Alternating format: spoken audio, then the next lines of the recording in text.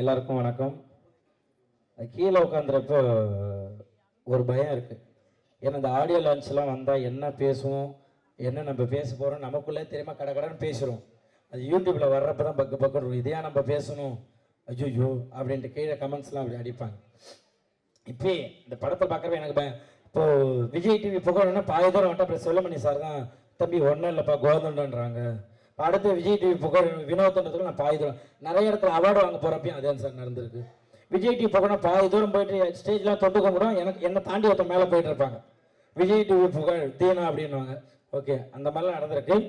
So எனக்கு அதை தாண்டி தேசிய ராஜா 2ல் எனக்கு கண்டிப்பாக எனக்கு ஒரு நல்ல ஒரு வாழ்க்கையை கொடுத்துருக்காரு ஏழு சார். ஏன்னா நிறைய படங்கள் நான் பண்ணியிருக்கேன். ஒரு சின்ன சின்ன கேரக்டராக வந்துட்டு போவேன். என்ன புகழ் இது, குக்கு வித்து கோமாளியில் ஒரு புகழை பார்த்துருக்கோம்.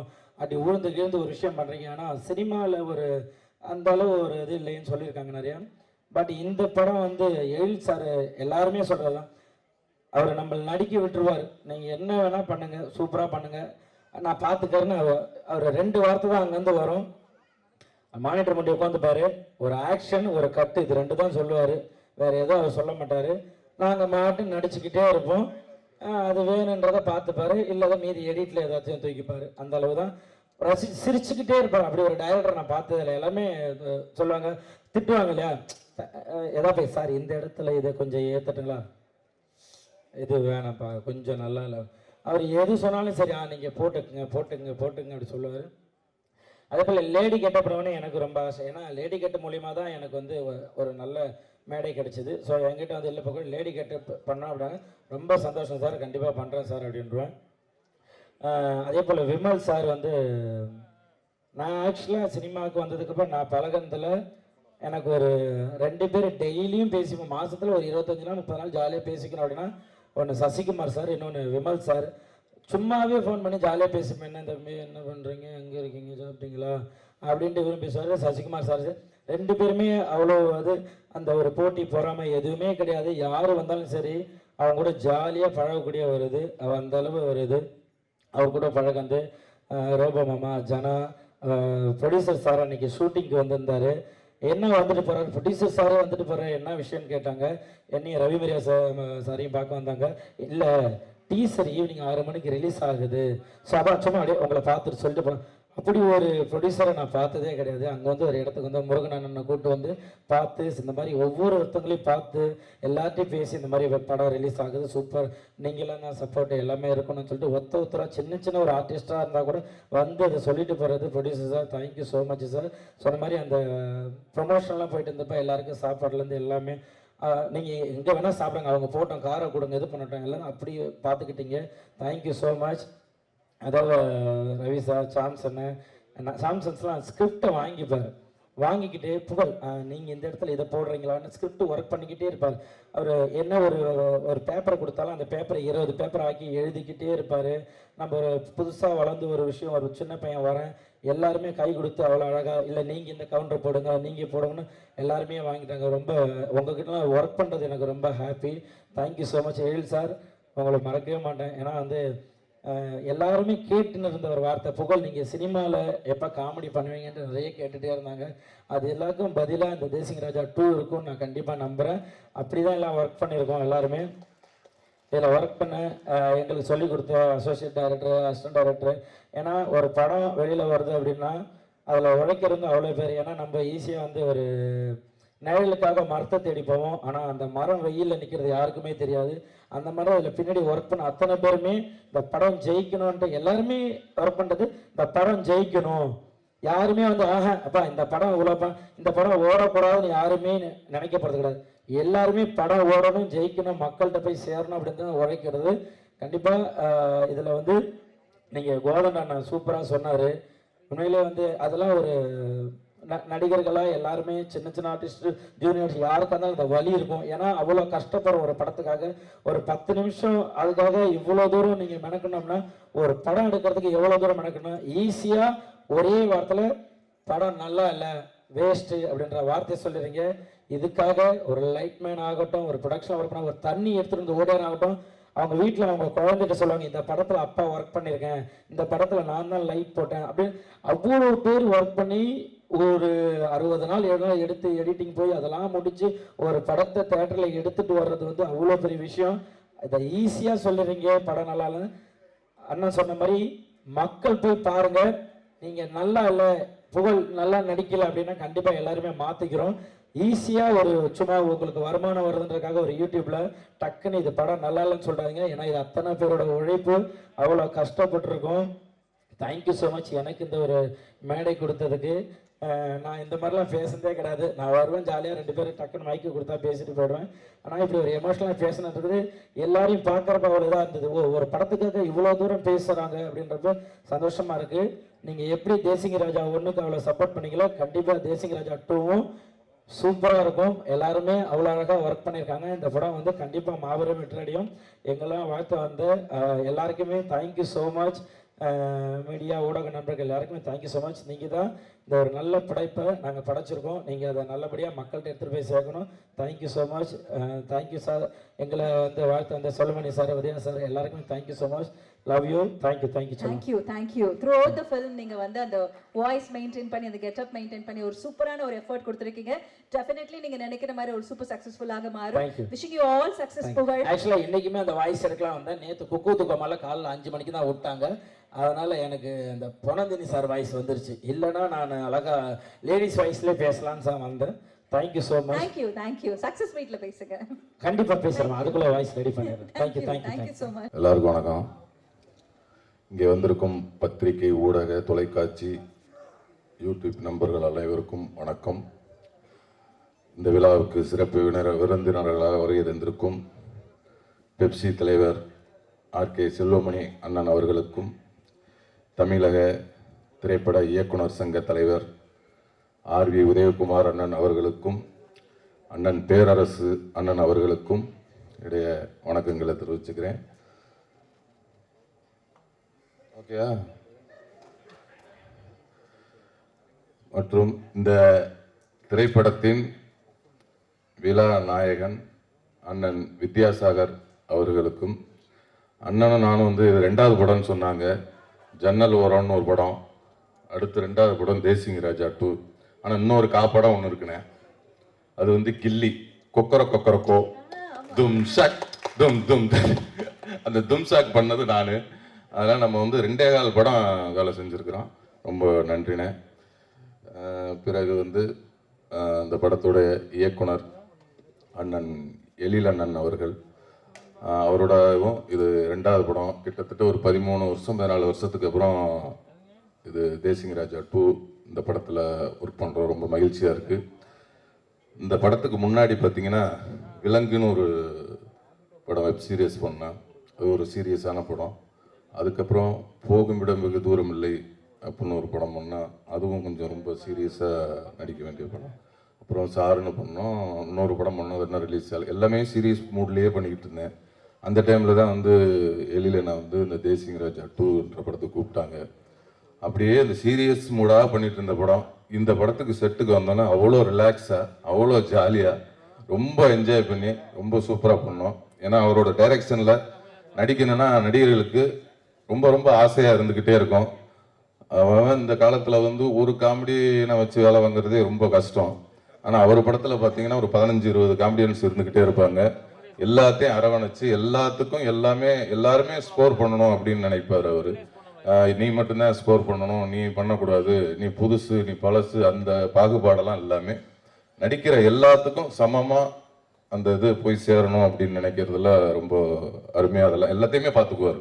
ஒரு பெரிய நடிகர், சின்ன நடிகர் அப்படிங்கிற வேறுபாடு எல்லாமே எல்லாத்தையும் ஒரே மாதிரி பார்த்துக்குவார் அண்ணனோட இது 25வது ஆண்டு. அண்ணன் இன்னும் 50வது ஆண்டு பொன்விழாலாம் கொண்டாடணும். 50வது ஆண்டு வரையும் அவர் இன்னும் நிறைய காமெடி நடிகர்களுக்கும் என்னை மாதிரி ஆளுகளுக்கும் இன்னும் நிறைய வாய்ப்புகளை தருவார் அண்ணன் என்று ஆண்டவனை வேண்டிக்கிறேன். பிறகு இந்த படத்தோட ஒளிப்பதிவார் அண்ணன் செல்வா அண்ணன் அவர்களுக்கும், இந்த படத்தோட டைலாக் ரைட்டர் முருகன் அண்ணன் அவர்களுக்கும் நன்றியை தெரிவிச்சுக்கிறேன். இந்த படத்துக்காக ஒரு 2 பேர் ரொம்ப சிட்டாக பறந்து வேலை செஞ்ச ஹரி அண்ணன் அவர்களுக்கும், இணை தயாரிப்பாளர் தம்பி பாலமுருகன் அவர்களுக்கும் நன்றியை தெரிவிச்சுக்கிறேன். அதேமாரி கேட்டதெல்லாம் பண்ணி கொடுக்குற எல்லாரும் நிறையா சொல்லிட்டாங்க. நம்ம தயாரிப்பாளர் ரவிச்சந்திரன் சார் அவர்கள் ரொம்ப, அதாவது எல்லாத்தையுமே ரொம்ப ஒரு அழகாக பார்த்துக்குவார். ஒரு ஒரு தயாரிப்பாளர்னா ரொம்ப ஒரு ஆசையாக இருக்கும்ல, அப்பா இந்த கம்பெனியில் படம் பண்ணால் ரொம்ப நல்லா இருக்கும், நல்லா பார்த்துக்குவாங்க அப்படிங்கிற ஒரு ஆசையை வந்து எல்லாத்துக்கும் கொடுப்பாரு. அதேமாரி அவரும் இந்த சின்ன நடிகர் பெரிய நடிகர்லாம் அந்த பாகுபாடெலாம் பார்க்க மாட்டார், எல்லாத்துக்கிட்டையும் ஒரே மாதிரி பழகுவார். அவரோட அந்த நல்ல மனசுக்கே இந்த படம் நிறையா ஓடணும். அவர் இன்னும் தமிழ் சினிமாவில் நிறைய படங்கள் தொடர்ந்து எடுத்து நிறைய பேர்த்துக்கு லைஃப் கொடுக்கணும்னு சொல்லி வேண்டிக்கிறேன். அதேமாதிரி அவங்க சன் வந்து தம்பி ஜனா அவர்கள், எல்லாரும் சொன்ன மாதிரி அவர் வந்து ஒரு தயாரிப்பாளர் பையன் அப்படின்னு என்றைக்குமே காட்டிக்கிட்டே இல்லை. நிறைய பேர் விருதம்பா ப்ரொடியூசர் அப்படியா அப்படின்னு இப்போ படம் முடிகிற அன்னைக்கு தான் நிறைய பேருக்கு ஒரு ப்ரொடியூசர் பையனே தெரியும். அது வரையும் யாருக்குமே தெரியாது. ரொம்ப அவர் சூப்பராக பண்ணி ரொம்ப நல்லா பண்ணாங்க. தம்பிக்கும் இன்னும் பெரிய பெரிய இடத்த அடையணும், இன்னும் நிறைய உயரத்தை தொடரணும்னு அவருக்கும் என்னுடைய வாழ்த்துக்களை தெரிவிச்சுக்கிறேன். மற்றும் இந்த படத்தில் என்னுடன் சேர்ந்து பணியாற்றிய அனைத்து நடிகர்களுக்கும், தம்பி புகழ் அவர்கள் லேடி கெட்டப்பில் இருக்கார். இந்த படத்தில் வந்து நான் ஒரு இன்ஸ்பெக்டர், அவர் ஒரு இன்ஸ்பெக்டர், 2 பேர் எதிர்த்த ஸ்டேஷன், அதுக்குள்ள ஒரு சுவாரஸ்யமான ஒரு விஷயங்கள்லாம் இருக்குது. அதேமாதிரி அண்ணன் ரவிமரியா அண்ணன் அவர்கள், அவர் இந்த படத்தில் வந்து அவர் சொன்ன மாதிரி இந்த 2 பொண்டாட்டி மாதிரி, வில்லனுக்கு மட்டும் 2 பொண்டாட்டி இல்லை, இந்த ஹீரோவுக்கும் 2 பொண்டாட்டி. ஏன்னா நம்ம ஹீரோவாக இருந்துக்கணும், காமெடியும் பண்ணணும். அது மாதிரி அண்ணனுக்கு அதே மாதிரி ஒரு நடு இருந்தது. அதேமாதிரி எனக்கும் அதே மாதிரி அந்த ஒரு அது என்னென்னா டைரக்டர் அவர் நம்மளை அழகாக பண்ண வச்சுருவார். அதுமாதிரி அண்ணன் அவர்களுக்கும் மற்றும் இந்த படத்தில் நடித்த அண்ணன் சாம் அவர்களுக்கும், வையாபுரி அண்ணன் அவர்களுக்கும், சிங்கப்பள்ளி அண்ணன் அவர்களுக்கும், சுவாமிநாதன் அண்ணன் அவர்களுக்கும், அப்புறம் வந்து மதுரை முத்தண்ணன். ஏன்னா இந்த படத்தில் எல்லா காமெடி ஆர்டிஸ்டோடவும் எனக்கு வந்து ரொம்ப சீன் இருந்தது, எல்லாத்துக்கூடையும் நடிக்கிற மாதிரி இருந்தது. மதுரை முத்தண்ணன், இப்போ கோவந்தன் அண்ணன், வினோத், நம்ம தம்பி விஜய் டிவி வினோத் அவர்கள், இன்னும் மற்றும் நிறைய பேர் நடிச்சிருக்காங்க. ஆர்வி உதயகுமார் அண்ணன் அவர்களும் நடிச்சிருக்காங்க. நிறைய பேர் நடிச்சிருக்காங்க. நடித்த எல்லாருக்கும் என்னுடைய வாழ்த்துக்களை தெரிவிச்சுக்கிறேன். ஜூலை 11ஆம் தேதி இந்த படம் வெளியாக இருக்கிறது. எல்லாரும் பாருங்கள், அவங்க எல்லாருக்கும் பிடிச்ச படமாக இருக்கும். நன்றி, வணக்கம். எழிலோட நாம் பண்ண முதல் படம் வந்து பூவெல்லாம் முன் வாசம். பூவெல்லாம் முன் வாசம் தான் என்னுடைய முதல் படம், எழிலோட பண்ணது. அவருக்கு அடுத்த படம் என்னோட பண்ணுறதுக்கு 1/4 நூற்றாண்டு பிடிச்சது. அந்த படத்தினுடைய பாடல்கள் அவர் அவ்வளோ தூரம் பாதிச்சிருக்குது. அதுலேருந்து மீண்டு வந்து அடுத்த படம் மறுபடியும் பாட்டு கேட்க 25 வருஷம் எடுத்துருக்காரு. அவர் ஒரு பெரிய, என்ன சொல்றது, நல்ல இசை ரசிகர். அவருடைய படங்கள் எல்லாமே, அதாவது பூவெல்லாம் முன்வாசம் பார்த்தீங்கன்னா தெரியும் உங்களுக்கு. அவருடைய அந்த காலத்து படங்கள் எல்லாமே, அந்த பிகினிங் ஸ்டேஜஸில் அவர் பண்ணது எல்லாமே வந்து ரொம்ப ஃபேமிலி ஓரியன்ட், ரொம்ப அழகான ஃபன் ஃபிலிம்ஸ், ஃபேமிலியோடு பார்க்கக்கூடிய படங்கள். அப்போ எனக்கு வந்து இது வந்து அதிரடியாக இருந்தது இந்த படம் தேசிங்கராஜா பார்க்கும்போது. ஏன்னா நான் பார்த்த எழிலுக்கும் இந்த படத்தினுடைய எழிலுக்கும் நிறைய வித்தியாசம் இருக்குது. ஃபஸ்ட்டு ஃப்ரேமில் இருந்து நான் எங்கே ரீரெக்கார்டிங் வாசிக்கணும்னு எனக்கு சந்தேகமாகவே இருந்தது. ஏன்னா கடைசி ஃப்ரேம் வரைக்கும் பேசிக்கிட்டே இருக்காங்க, காமெடி பண்ணிக்கிட்டே இருக்காங்க. ஸோ நான் கேட்டேன் நான். அண்ட் விமலோட எனக்கு I think this my second film, கரெக்டாக? நம்ம கருப்பணியப்பன் படம் பண்ணியிருக்கோம், Jannal Oram. such a nice artist. And இந்த படத்தின் மூலமாக அறிமுகமாக இருக்கும் ஜனாவா. Yes, and all the cast and crew எல்லாருக்குமே என்னுடைய மனமார்ந்த வாழ்த்துக்கள். இந்த படம் ஒரு வெற்றி படமாக அமையும் என்று இறைவனை வேண்டுகிறேன். Beautiful sir. அண்ட் ஒரு சாங் ரொம்ப அழகு, எல்லா பாட்டுமே, பட் உங்களோட மெலடி டச் இருக்கக்கூடிய அந்த நிலா, மழை, எழில், அந்த எழில் அழகா இல்ல எழில் சாருக்கு ஒரு ரிமைண்டரா, அந்த 1/4 நூற்றாண்டுக்கு ஒரு ரிமைண்டரா?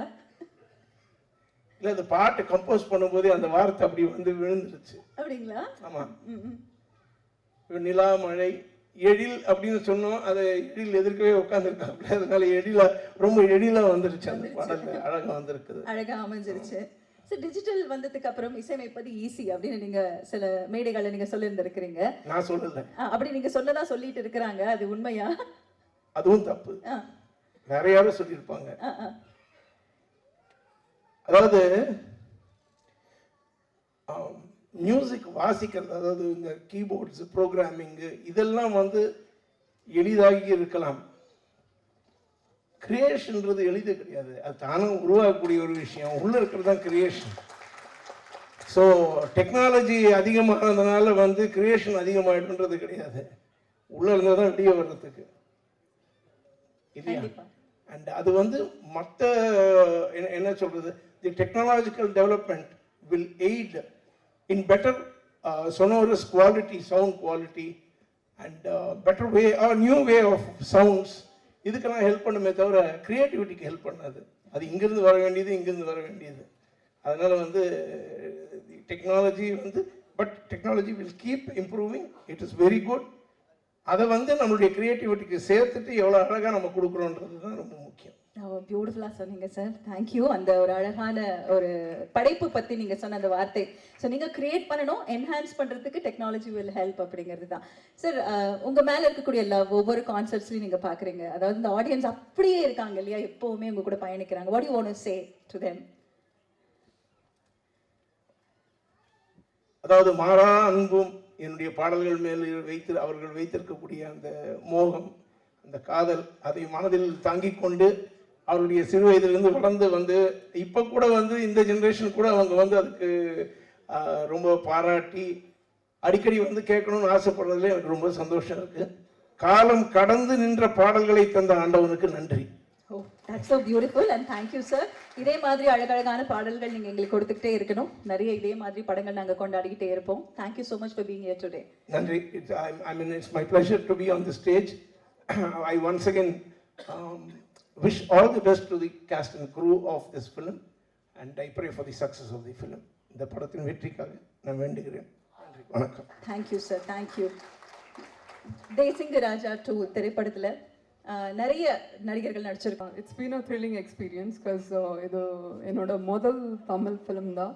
ஸோ அதனால I mean it's always a special experience, you know, on your first project. So but I've gotten to work with not just the legends and also they're very very nice people. So very supportive ஆளுங்கள். So அதனால it was just the language problem இருந்துச்சு. அதுக்கு விட ஏதாவது you know பிரச்சனை கிடையாது. So it's been wonderful. Okay, share one of the few most memorable moments in the set because இங்க இருக்கிறவங்க எல்லாருமே காமெடி ஆக்டர்ஸ் அண்ட் அவங்க எல்லாருமே லெஜெண்ட்ஸ் கூட and you are working with someone in the industry who's there for 25 years ஒரு veteran கூட work பண்றீங்க. Of course, yeah. So please share about that. See, the moment I got to work, so we worked on the song called A Very Beautiful Melody by Vidyasagar sir, and I'm a huge fan. So we have a remake of we have a dubbed version of Chandramukhi in Telugu as well. So by the way, I'm a Telugu girl. Okay. To those who don't know me, I'm Harshita. I'm one of the female leads of the film. I come from Hyderabad. So அப்பத்திலிருந்து இப்போ வரைக்கும் நான் ரொம்ப fan Vidyasagar sir oda work and to be dancing to his music, to his tunes and songs, it's like a dream come true. So in the படத்துல என்னோட song ரொம்ப மெலடியான ஒரு song இருக்கு, யாரு பத்த மாயவேத்த காரணம்னு song. So I really enjoyed dancing to that. பரவாயில்ல, ரொம்ப அழகா ப்ரொனவுன்ஸ் பண்றீங்க அந்த லிரிக்ஸ். ஸோ ஐம் ஹாப்பி நீங்க சீக்கிரம் நிறைய தமிழ் கத்துப்பீங்க அப்படின்னு சொல்லிட்டு. What's so special about Vimal sir working with him? Sorry, Vimal sir. Yeah. See, Vimal sir, he's a very nice person, but I never got to work on. We don't have much combinations, so in the film. So I am being paired alongside Jana. ஓஹோ, So so அவருக்கு தான் 3 ஹீரோயின்ஸா? no, ரெண்டு heroines ரெண்டு இருக்காங்க. heroines. Okay okay. So I have a very few scenes with Vimal sir. So but he's been nice. So ellaru they've been wonderful with me. So they've been very very nice to me. Nice. So இதே மாதிரி நிறைய அழகான films நீங்க பண்ணணும். So Telugu அப்படின்னு நீங்க சொல்லும்போது அடுத்த வாட்டி ஃபுல்லா தமிழ்ல நீங்க பேசணும்.